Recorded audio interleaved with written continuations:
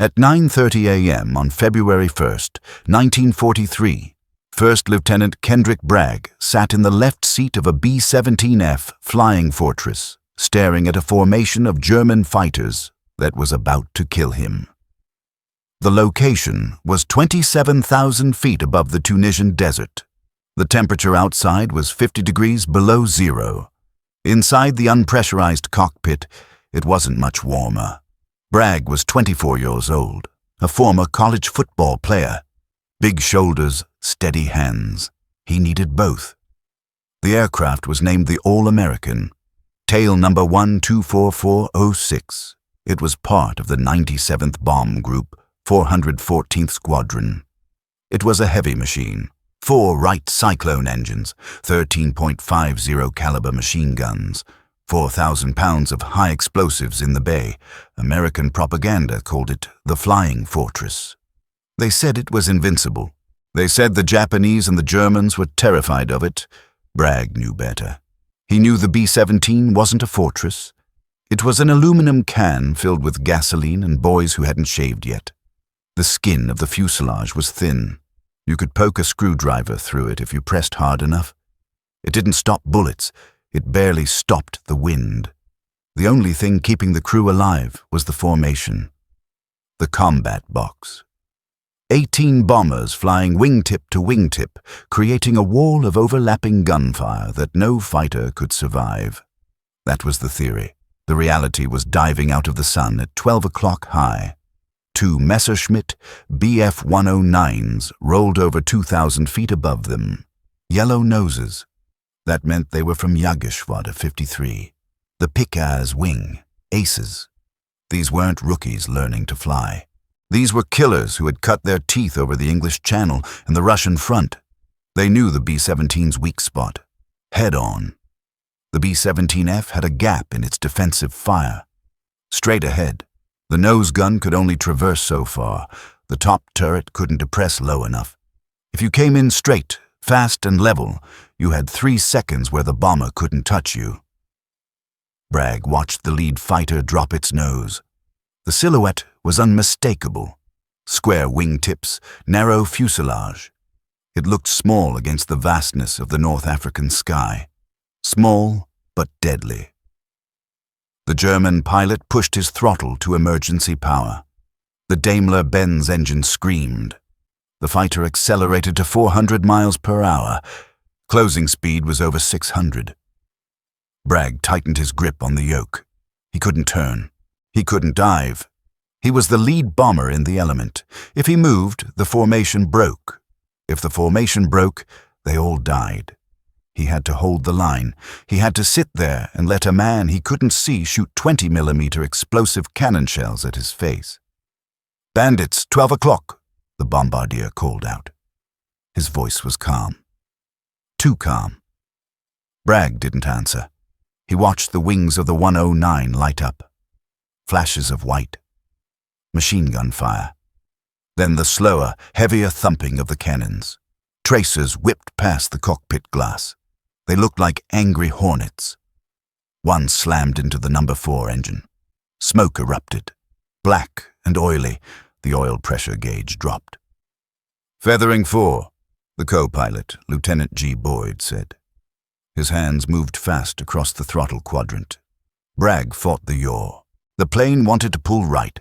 He stomped on the left rudder pedal, kept the nose straight. The German fighter was still coming. He wasn't breaking off. Usually they broke away at 600 yards.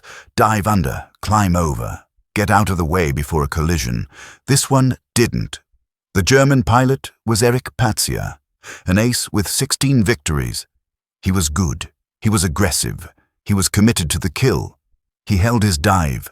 He was pouring fire into the nose of the All-American. He wanted to shatter the cockpit glass. He wanted to kill the pilots, but Patzia made a mistake. Or maybe he was dead already. The top turret gunner on the All-American, or perhaps the nose gunner, found the range. A stream of .50 caliber rounds walked into the engine of the Messerschmitt. Bragg saw pieces of the fighter fly off, cowling, canopy, smoke. The German plane shuddered. It rolled inverted. It was out of control. It was a dead weight of steel and aluminum hurling through the air at 400 miles per hour, and it was headed straight for the cockpit. Bragg didn't flinch. He couldn't. There was no time. The human brain takes 0.2 of a second to process a visual image. By the time Bragg registered that the fighter was going to hit them, it was already there. The collision didn't happen in the front. At the last fraction of a second, the dying 109 rolled. It missed the cockpit by inches. Bragg felt the pressure wave as it passed.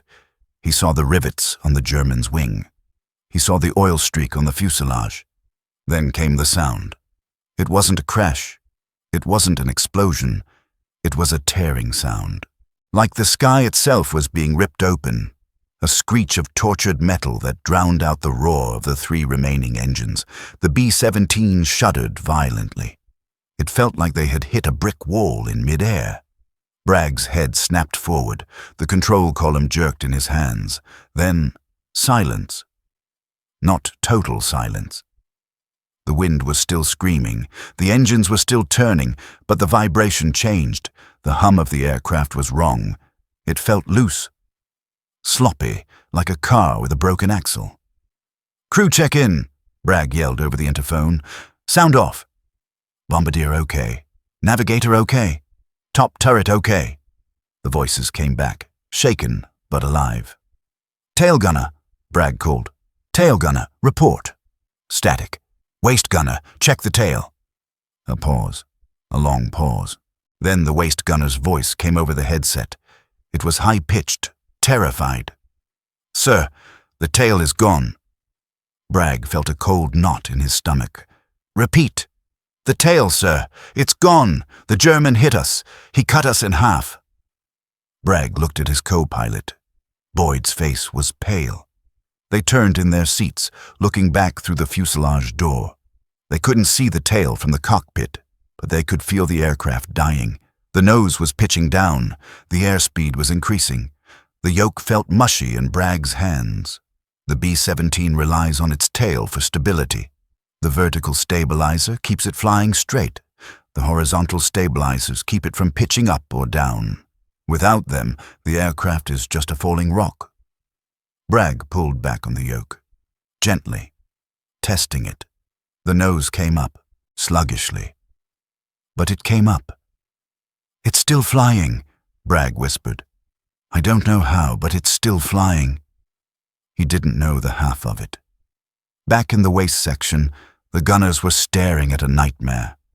The Messerschmitt hadn't just hit them. It had sliced through the fuselage like a guillotine. The collision had occurred just behind the waist windows and just forward of the tail wheel. The damage was catastrophic. The entire top of the fuselage was gone. The metal skin, the stringers, the bulkheads, ripped away. The German fighter's wing had acted like a machete. It had sliced diagonally down through the rear of the plane. The only thing holding the tail section to the rest of the bomber was the floor. A few aluminum beams. A strip of metal maybe 20 inches wide. That was it. The tail section, the vertical fin, the rudder, the horizontal stabilizers, the rear gunner's compartment, was swaying. It was literally flapping in the wind. Every time the plane hit a pocket of turbulence, the tail twisted. The metal groaned. It looked like a broken tooth hanging by a single nerve. And inside that broken tooth, trapped in the tail gunner's compartment, was Sergeant Sam Sarpolis. Sarpolis was alive. He had been kneeling at his guns when the world ended. The impact had thrown him against the armor plate. He was dazed. He looked forward, expecting to see the long tunnel of the fuselage leading to the waist gunners. Instead, he saw the sky. He saw the desert floor 27,000 feet below. He saw the jagged, torn metal of the fuselage swaying back and forth. He was cut off, isolated on an island of aluminum that was slowly detaching from the mainland. "Don't move," the waist gunner screamed over the wind. He didn't use the intercom. He just yelled across the gap. "Sam, don't move." Sarpolis froze. He understood the physics instantly. He was a counterweight. If he moved, the balance shifted. If the balance shifted, The tail snapped. If the tail snapped, he fell 5 miles to the ground. Bragg didn't know Sarpolis was trapped. He only knew the plane was fighting him. He had 3 engines, 1 dead. The rudder cables were severed. He had no steering. The elevator cables were frayed, hanging by threads. "Pilot to navigator," Bragg said. His voice was steady. Forced, steady. "Give me a heading for home." "Home is 300 miles, sir. Biskra airfield." 300 miles. Over enemy territory, over mountains, in a plane that was held together by floorboards and hope. The rest of the formation was pulling away. They had to. The All-American was losing speed. It was dropping out of the protection of the box. Straggling. That's when the second wave of fighters showed up. German pilots were like sharks. They smelled blood. They saw a crippled bomber, smoking, lagging behind, pieces of metal falling off it. It was an easy kill. A finish off. 2 more Me-109s peeled off from the high cover. They banked around, lining up for a stern attack. They came in from the rear, aiming for the broken tail. They expected the tail gunner to be dead. They expected the plane to fall apart as soon as they fired. They were wrong. The 2 Messerschmitts leveled out at 6 o'clock low. They had the perfect angle. They were staring at a B-17 that was already dead. The tail section of the All-American wasn't just damaged, it was practically severed. A diagonal gash, 16 feet long and 4 feet wide, had removed the entire top spine of the fuselage. The vertical stabilizer, the tail fin, was swaying in the slipstream like a loose shutter in a hurricane. It moved 2 feet to the left, then 2 feet to the right, back and forth. A pendulum of twisted aluminum. The German pilots knew physics. They knew that a B-17 tail weighs over 2,000 pounds. They knew it was held on by nothing but the flimsy floor beams and the lower skin of the aircraft. 1 burst of 20mm cannon fire would finish it. 1 vibration at the wrong frequency would snap it. They closed to 400 yards. They armed their cannons. They expected the crew to bail out. They expected the plane to nose over and spin into the Atlas Mountains. They did not expect the tail to shoot back. Inside the severed tail compartment, Sergeant Sam Sarpolis was fighting for his life. He was trapped. The tunnel leading forward to the waist gunners was gone. In its place was a gaping hole of tearing wind and blue sky. He was alone in a metal box that was slowly detaching from the rest of the airplane. The vibration was violent. It rattled his teeth. It blurred his vision. Every time the tail swung, he felt the G-forces pulling him toward the open hole. But Sarpolis didn't jump. He couldn't. His parachute was stowed in the main fuselage, on the other side of the gap. Even if he had it, the slipstream would have smashed him into the horizontal stabilizers the moment he bailed. He had 2 options: fall without a chute, or stay in the box and fight. He grabbed the handles of his twin .50 caliber machine guns. He charged the bolts. He looked through the sights at the approaching Germans. "You want this plane? Come and take it." He squeezed the triggers. The sound was deafening in the confined space. The recoil of the heavy guns should have torn the loose tail right off the fuselage. The vibration hammered against the fragile floor beams. But Sarpolis didn't stop. He walked his tracers into the path of the lead Messerschmitt. The German pilot flinched. He saw the muzzle flashes erupting from the wreckage. It didn't make sense. The plane was broken. The tail was hanging by a thread. How could the gunner still be firing? It was impossible. It was a ghost ship fighting back. The lead German broke left. The wingman broke right. They were confused. They hesitated. That hesitation bought the All-American 30 seconds. And 30 seconds was all Lieutenant Kendrick Bragg needed to figure out how to fly a dead airplane. Up in the cockpit, Bragg was wrestling with a machine that no longer obeyed the laws of aerodynamics. The control cables to the rudder were gone, severed by the collision. He had no yaw control. The elevator cables were damaged, responding with a terrifying mushy lag. The aircraft wanted to roll. It wanted to pitch up and stall. It wanted to snap in half. "She's wallowing," Boyd yelled from the co-pilot seat. "We're losing lateral stability." Bragg looked at the turn and bank indicator. The needle was sliding hard to the right. The tail was catching the wind like a sail, dragging the nose around. If they went into a spin, the centrifugal force would rip the tail off instantly. "Don't touch the rudders," Bragg ordered. His voice was tight. "Dead feet. Keep your feet on the floor." "How do we steer?" Boyd asked. "Throttles," Bragg said. "We steer with the engines."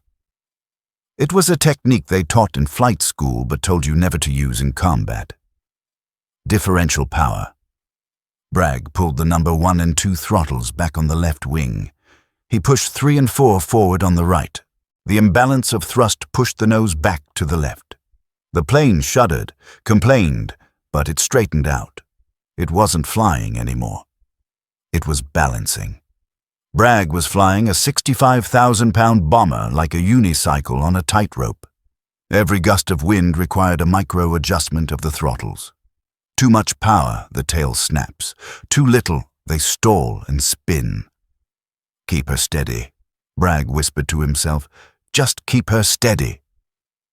Back in the waist, the situation was even worse. Staff Sergeant Michael Zuck and the other waist gunner, Sergeant Elkerman, were staring at the gap in the fuselage. It was terrifying. The wind was roaring through the hole at 200 miles per hour, creating a vortex that sucked at their flight suits. The temperature was 50 below zero. The blood from their minor wounds froze instantly on their jackets. They could see Sarpalus trapped in the tail. They could see him waving. They could see the daylight between the floorboards. "We have to hold it together," Zook yelled. "It's going to snap." "With what?" Elkerman screamed back. "We don't have any tools." They looked around the fuselage. No welding gear, no heavy chains, no steel cables, just ammunition boxes, flak jackets, and parachutes. The parachute harnesses. Heavy canvas webbing, nylon straps rated to hold a falling man. Zook grabbed his parachute pack. He ripped the ripcord. The silk spilled out, useless in the wind, but the harness was strong. He grabbed the straps. "Tie it down," Zook yelled. "Lash it to the frame." It was a MacGyver moment born of pure desperation. Zook and Elkerman became structural engineers in seconds. They wrapped the parachute harnesses around the exposed longerons of the tail section. They pulled them tight, straining against the wind. They tied the other ends to the bulkhead frames in the waist section. They created a web of canvas straps, a makeshift tendon to replace the severed aluminum spine. "Pull," Zuck grunted, bracing his boot against a rib. "Pull it tight." They cranked down on the buckles. The straps went taut. The swaying of the tail reduced. Not much, maybe an inch. But an inch was the difference between life and death. They were literally holding the back of the airplane on with their hands and a few strips of canvas. It was ridiculous. It was stupid. It shouldn't have worked. The forces involved were massive. Tons of drag, tons of lift, but the straps held. The floor beams groaned but didn't break. The German fighters returned. This time, they didn't attack. They formed up on the wing. It was common practice for aces. Confirm the kill, take a photo, watch the enemy die. A gray BF-109 pulled alongside the All-American. It was close, maybe 50 feet off the right wingtip. Bragg could see the pilot's face. He could see the white scarf around his neck. He could see the Iron Cross painted on the fuselage. The German pilot looked at the B-17. He looked at the shattered nose. He looked at the smoking engine. Then his eyes traveled back. He saw the fuselage. He saw the sky through the middle of the airplane. He saw the tail hanging by a sliver of metal, bouncing in the wind. He saw the gunners in the waist standing on the edge of the abyss, holding on to straps. The German pilot's jaw literally dropped. Bragg saw him shake his head. He saw him lift his gloved hand and adjust his goggles, as if he didn't trust his own eyes. This wasn't an airplane anymore. It was a wreck that refused to acknowledge gravity. The German pilot banked slightly to get a better look at the tail. He saw the gap. He saw that the entire top turret structure was gone. He saw the rudder cables flapping in the wind. He should have shot them. It would have been the easiest victory of his career. A single burst into that gap and the B-17 would have disintegrated. But he didn't shoot. Maybe it was chivalry. The old code of the air.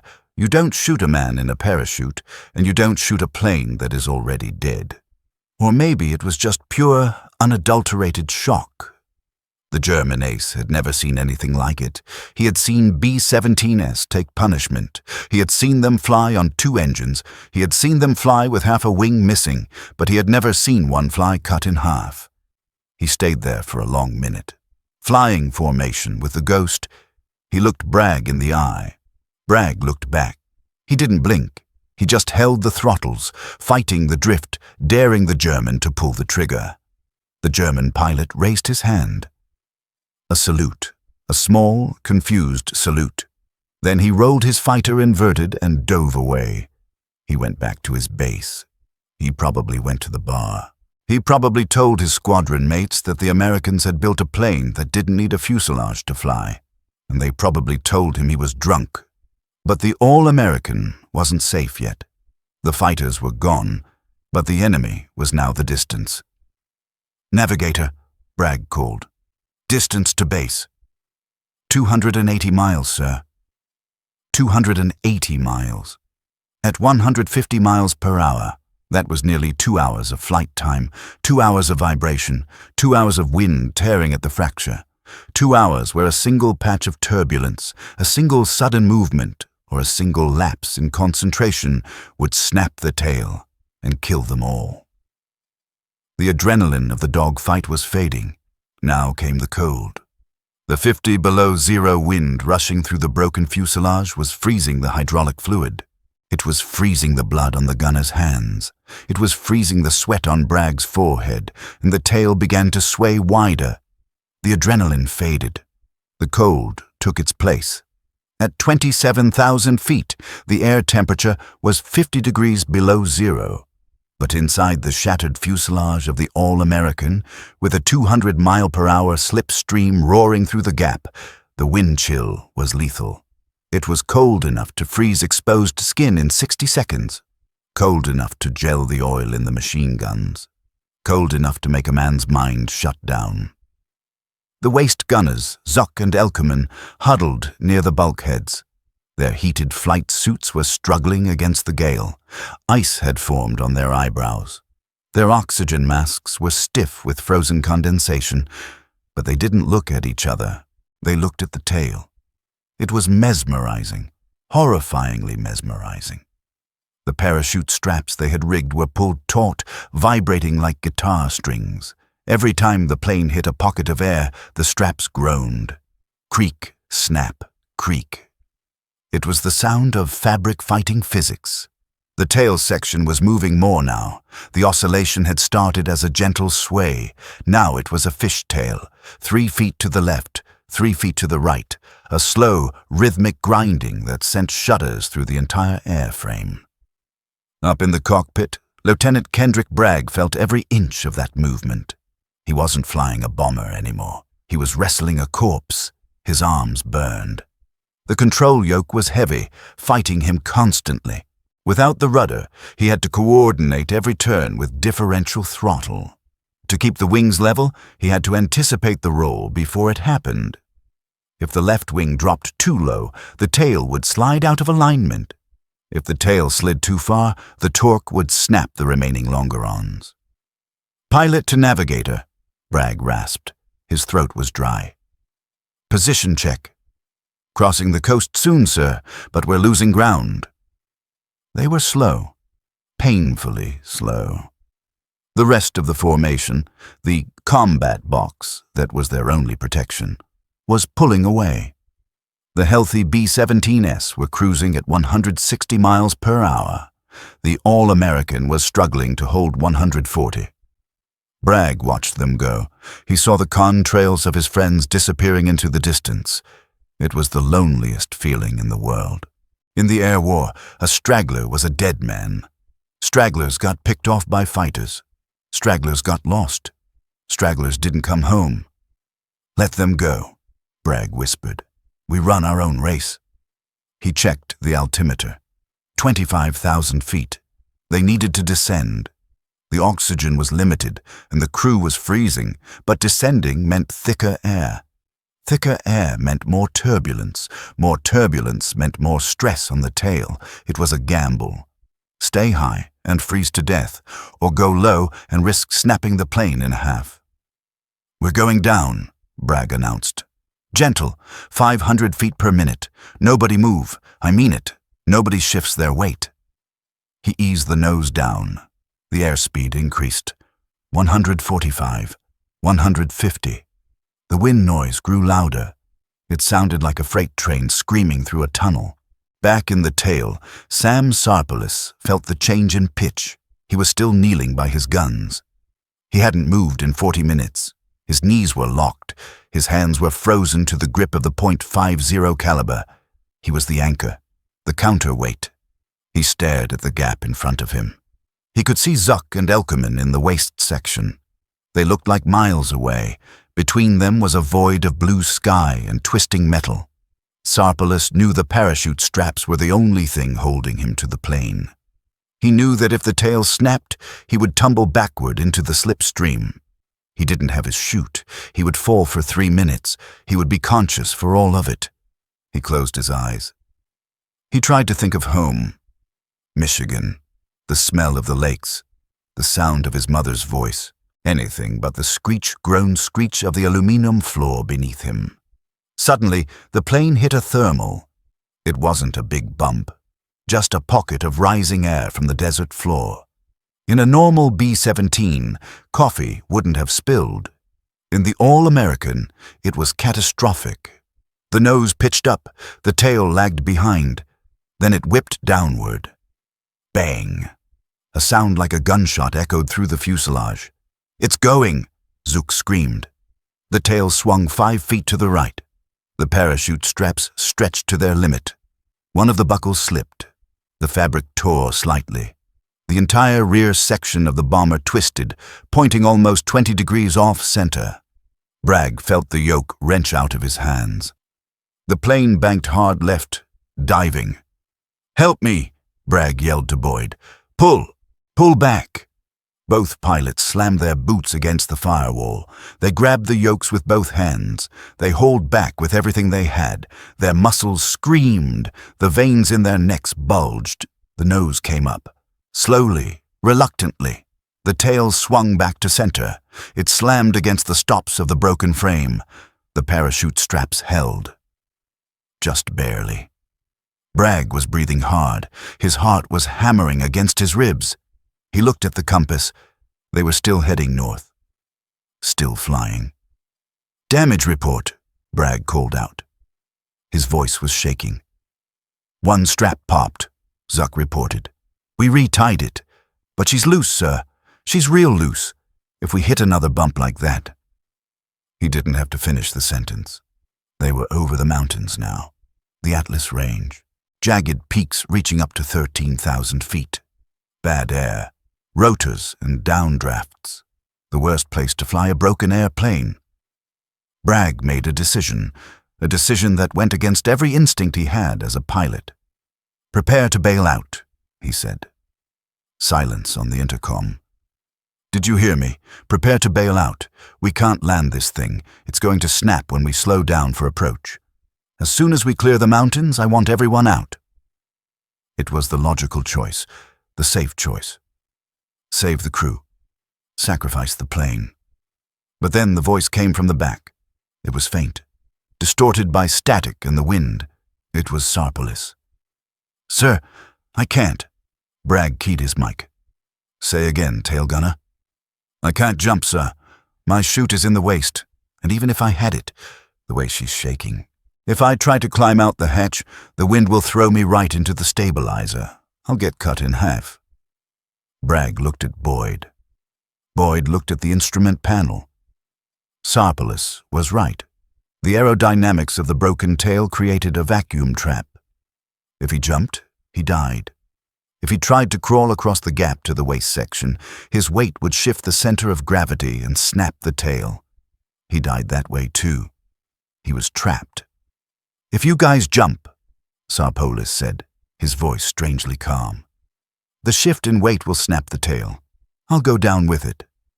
Bragg stared at the white knuckles of his own hands on the yoke. If he ordered the bailout, 6 men would live. 1 man, Sarpolis, would die. It was a math equation.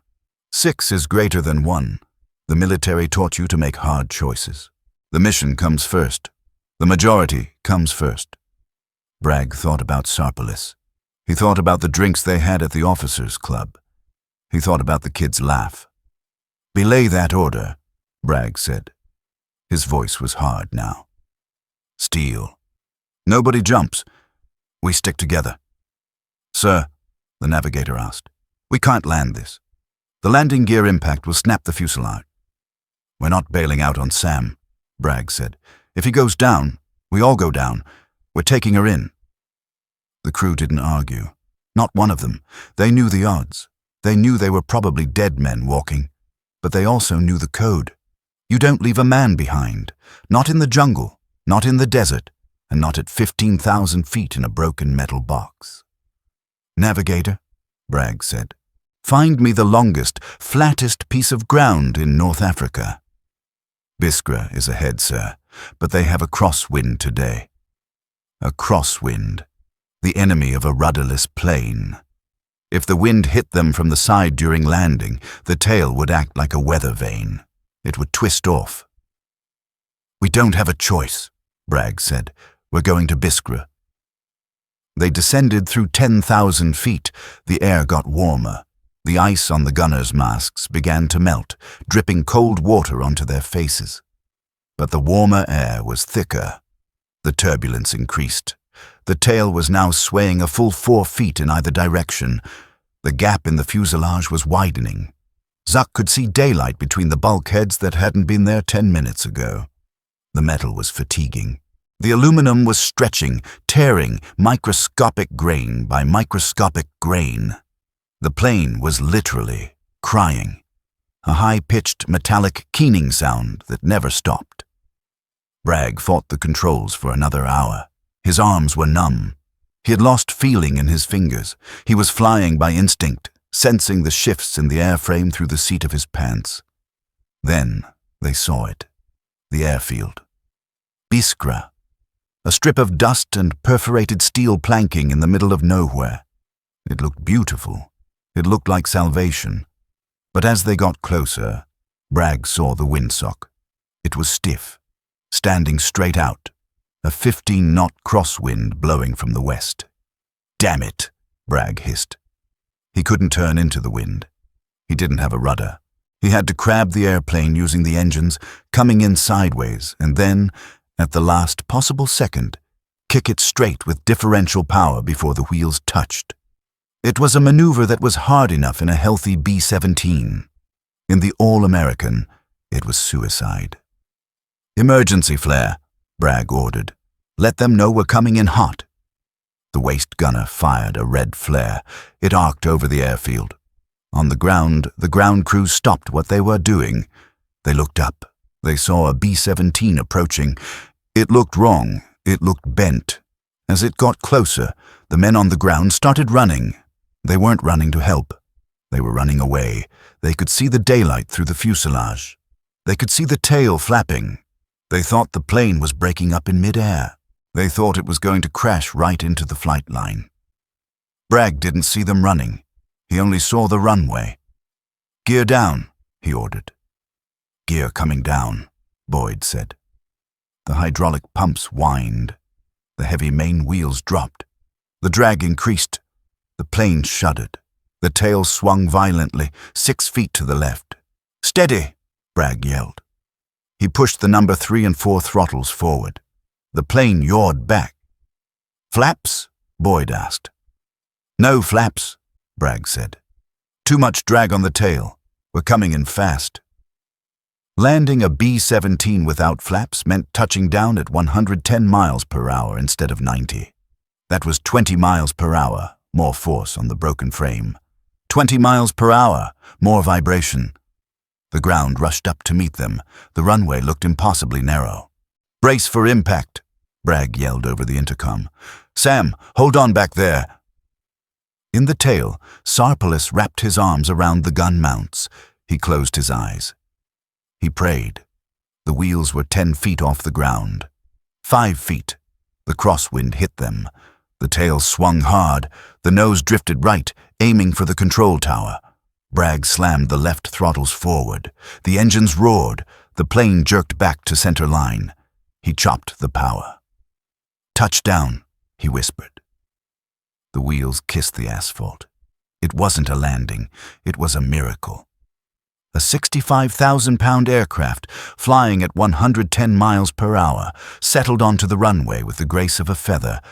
Bragg had greased it. He had to. If he had slammed it down, if he had bounced even once, the shockwave would have traveled through the fuselage and snapped the tail off instantly. But touching down was only half the battle. Now they had to stop. The B-17 was rolling fast.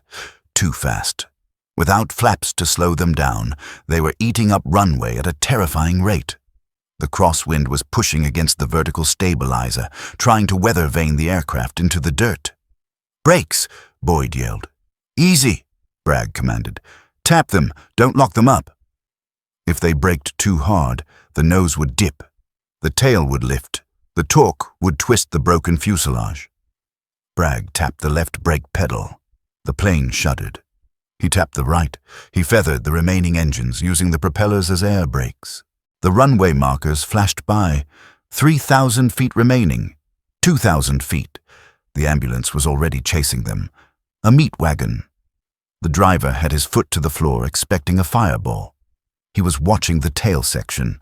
It was bouncing up and down like a diving board. Every time the wheels rolled over a seam in the concrete, the tail flexed a full foot. "Come on, baby," Bragg whispered. "Hold together. Just a little longer." 1,000 feet. The end of the runway was coming up fast. Beyond it lay a drainage ditch and soft sand. If they went into the sand, the gear would collapse. The fuselage would buckle. The tail would crush Sarpalis. "Harder," Bragg yelled. "On the brakes now." They stood on the pedals. The tires screamed. Smoke poured from the wheel hubs. The smell of burning rubber filled the cockpit, overpowering the smell of fear. The aircraft shuddered violently, protesting the deceleration. 500 feet, 200 feet. The nose dipped. The props slowed to a blur. The All-American groaned. A deep, metallic sound that vibrated through the floorboards. And then, 50 feet from the edge of the desert, she stopped. Silence. Absolute, ringing silence. The engines sputtered and died. The wind stopped howling. The only sound was the ticking of cooling metal and the heavy breathing of 10 men who had just cheated death. "Crew check," Bragg said. His voice was barely a whisper. "Waist okay. Tail, I'm okay." Sarpalis. He was alive. Bragg slumped in his seat. His flight suit was soaked through. His hands were locked into claws on the yoke. He had to physically pry his fingers loose, one by one. "Get out," Bragg said. "Everyone out, now, before it falls off." They didn't use the ladders. They scrambled out of the hatches. They jumped from the waist windows. They hit the hot tarmac and ran. They ran 20 yards, 30 yards, getting away from the fuel, getting away from the bomb bay. Then they stopped, and they turned around. For the first time in 3 hours, they saw what they had been flying. Bragg fell to his knees. Boyd took off his cap and just stared. Zuck and Elkerman held on to each other, shaking. From the ground, the damage wasn't just bad. It was impossible. The cut went from the top of the fuselage diagonally down to the bottom. The entire upper structure, the strength of the aircraft, was gone. The tail section was held on by a single side beam on the bottom right and a few inches of aluminum skin on the bottom left. The gap was massive. You could drive a jeep through it. The control cables for the rudder were severed, dangling like spaghetti. The elevator cables were frayed, hanging by a few strands of wire. And then there were the parachute straps. The white nylon webbing that Zuck and Elkerman had tied across the gap was stretched so tight it looked like piano wire. It was dug into the jagged metal edges. It was frayed. It was covered in hydraulic fluid, but it had held.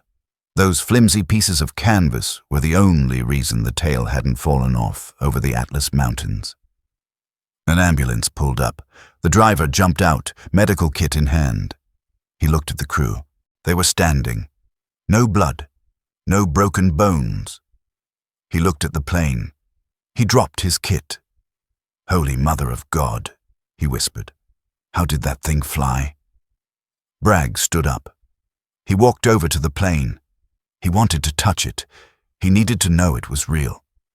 He reached out and put his hand on the rear fuselage, just behind the cut. Creak. The metal groaned under the weight of his hand. The tail section sagged. It dropped 3 inches just from his touch. It was that fragile. It was balanced on a knife's edge. The base commander arrived in a jeep. A colonel. He was a hard man, used to seeing shot-up bombers. He had seen planes come back with engines missing, with wings shredded, with cockpits destroyed. He walked around the All-American. He walked under the tail. He looked up at the blue sky through the fuselage. He saw the parachute straps. He saw the single beam holding the weight. He looked at Bragg. He didn't salute. He just shook his head. "Lieutenant," the colonel said, "I want you to write a report. I want you to tell me exactly what you did." "I flew it, sir," Bragg said. "No," the colonel said. "You didn't fly it. That aircraft is aerodynamically incapable of flight. The lift from the tail should have snapped that beam the moment you lost airspeed. The torque from the engines should have twisted it off. You didn't fly it. You willed it home." A crowd was gathering. Mechanics, pilots from other squadrons, cooks, clerks. They surrounded the plane. They were silent. It was like looking at a ghost. They took pictures. One of those pictures, a grainy black and white shot of the All-American sitting on the tarmac with its back broken, would become one of the most famous images of World War II. But the real shock came when the engineers arrived. Boeing field engineers. They were in North Africa to analyze combat damage. They wanted to know how to build better planes. They brought tape measures, slide rules, and stress gauges. They spent 3 hours crawling over the wreck. They measured the cut. They calculated the weight of the tail. They calculated the drag of the slipstream. They ran the numbers. Then they ran them again. The lead engineer came over to Bragg. He looked annoyed, like Bragg had played a trick on him. "It doesn't make sense," the engineer said. "What doesn't?" "The math. We calculated the structural load on that remaining beam. In straight and level flight, it was at 110% of its failure limit. In the turbulence over the mountains, it hit 180%. During the landing, 200%. "So?" Bragg asked. "So," the engineer said, tapping his clipboard. "This beam should have snapped 3 hours ago. The metal fatigue alone should have severed it. There is no engineering reason why this tail is still attached to this airplane." "None." Bragg looked at the parachute straps fluttering in the breeze. He looked at Sarpolus, who was sitting on the tarmac smoking a cigarette, still shaking. "Maybe you forgot to carry the one," Bragg said. "We didn't forget anything," the engineer snapped. "We build these things. We know what they can take, and they can't take this." But it had taken it. The All-American had flown 300 miles. It had climbed over mountains. It had landed in a crosswind. It had brought 10 men home to their mothers and wives. The crew unloaded their gear. They took their maps, their parachutes, their lucky charms. They walked away from the plane. They didn't look back. You don't look back at a corpse. But the story didn't end on the tarmac at Biskra. The story was just beginning. The photo of the All-American hit the wire services. It went to London. It went to Washington. It went to the Boeing factory in Seattle. Workers on the assembly line saw it. Women riveting fuselages saw it. They cut it out of the newspaper and taped it to their toolboxes. It became a symbol, a promise. We build them strong. They bring our boys home. Back in Germany, the Luftwaffe intelligence officers saw the photo too. They analyzed it. They showed it to their pilots. Erich Patzier, the ace who had collided with them. He didn't make it back. His Messerschmitt had crashed in the desert. He was buried near the wreckage. He never knew that the bomber he destroyed had survived. But other German pilots knew. They saw the picture and they realized something terrifying.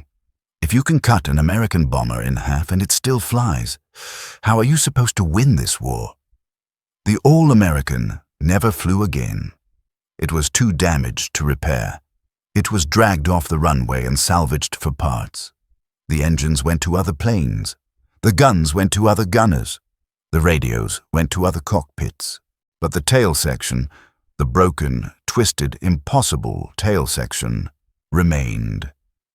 It sat in the desert sun for weeks, a monument to the impossible. Eventually, the war moved on. The All-American was scrapped. The metal was melted down. It probably became soda cans or car fenders in the 1950s. But Bragg and his crew weren't done. They had survived the impossible. Now they had to survive the rest of the war. The All-American was dead, but the legend was just taking off. The day after the landing, a photographer from the Army Signal Corps arrived at Biskra. He set up his tripod. He looked at the severed tail section. He looked at the single, twisted longeron beam that had held the entire weight of the empennage for 90 minutes of flight. He took a picture. That picture didn't just go into a file. It went everywhere. It appeared in Stars and Stripes. It appeared in Life magazine. It appeared on the bulletin boards of Boeing factories in Seattle and Wichita. Underneath the photo, the caption usually read, "Made of steel," or "The plane that couldn't read the manual." For the workers back home, the women riveting aluminum sheets, the men casting engine blocks, that photo was proof. It was proof that their work mattered. It was proof that when they double-checked a weld or tightened a bolt a quarter turn past spec, they were saving a life. They looked at the gap in the fuselage and they didn't see a broken airplane. They saw 10 American boys who had come home to eat breakfast because the machine didn't quit. Lieutenant Kendrick Bragg and his crew were given a week of rest. They needed it. Their nerves were shot. Every time a door slammed, they jumped. Every time the wind howled, they looked for a parachute strap, but they didn't go home. Not yet. The war wasn't over in 1943. The 97th Bomb Group still had targets to hit. Bragg was assigned a new B-17. It was fresh from the factory. It had that new airplane smell. Clean oil, fresh paint, unscarred aluminum. It was tighter, faster, and stronger than the All-American. But Bragg didn't trust it. Not at first. He walked around the new plane. He checked the tail section. He checked the rudder cables. He kicked the tires. He was looking for the ghost of his old ship. He was looking for that specific toughness that you can't engineer into a machine. "It feels different," Bragg told Boyd. "It's new, Ken," Boyd said. "It's supposed to feel different." "Yeah," Bragg said. "But will it fly cut in half?" They flew the new plane. They finished their tour. They survived the flak over Palermo. They survived the fighters over Naples. They survived the long, cold flights over the Mediterranean. But they never forgot February 1st. Every year on the anniversary, the crew would find each other. Sometimes it was a phone call, sometimes a letter. "You remember the strap?" Zuck would ask. "I remember," Sarpolus would answer. "I remember looking at the Sahara Desert through the floor." Sam Sarpolus, the tail gunner who had refused to bail out because he knew it would kill his friends, survived the war. He went back to Michigan. He worked in a factory. He raised a family. He was a quiet man. He didn't brag. But in his living room, framed on the wall, was a copy of that Signal Corps photo. When his grandkids asked him about it, he didn't talk about the German fighter. He didn't talk about the cold or the fear. He talked about the straps. "We held it together," he'd say. "We just held it together." Kendrick Bragg stayed in the Air Force for a while. He flew bigger planes, B-29s, B-50S. He saw the transition to jets. He saw the sound barrier broken. He saw technology do things that 1943 engineers would have called magic. But he always told young pilots the same thing. The book says one thing, Bragg would say. Physics says another. But when you're up there, and the metal is screaming, and the engine is burning, and you're 300 miles from home, none of that matters. What matters is your hands. What matters is your crew. What matters is refusing to accept that you're dead until the ground actually hits you. The German side of the story faded into history. Erich Patzia, the ace who had rammed them, was buried in the desert. His 16 victories didn't save him. His aggression didn't save him. He had made the mistake of thinking a B-17 was just a machine. He didn't realize it was a fortress. The All-American incident changed the way the Army Air Force looked at damage. It changed the training manuals. Before 1943, pilots were told to bail out if structural damage was critical. After Bragg brought the All-American home, the doctrine shifted. If it's still flying, you fly it. Boeing used the story in their advertising for decades. Built like a fortress. It wasn't just a slogan. It was a promise written in the twisted aluminum of tail number 124406. The specific physics of how that plane stayed in the air are still debated by aerodynamicists today. Some say it was the specific angle of the cut. Some say it was the airflow over the wings creating a cushion that supported the tail.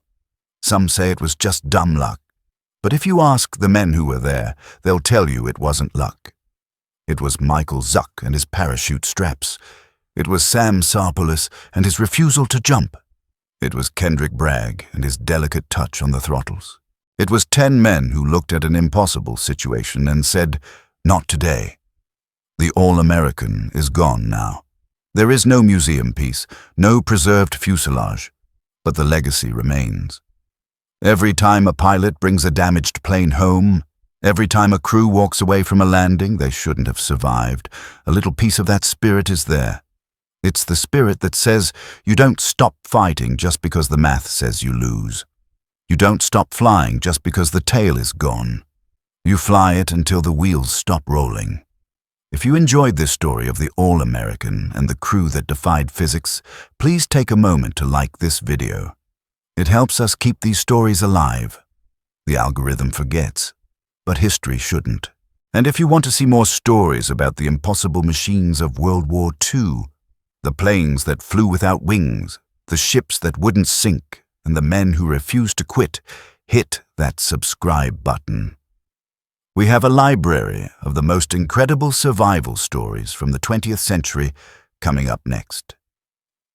You won't want to miss the story of the submarine that sank a train. Yes, a train. Leave a comment below. What's the most impossible survival story you've ever heard? Let's talk about it. I'm War Files, and I'll see you in the next briefing.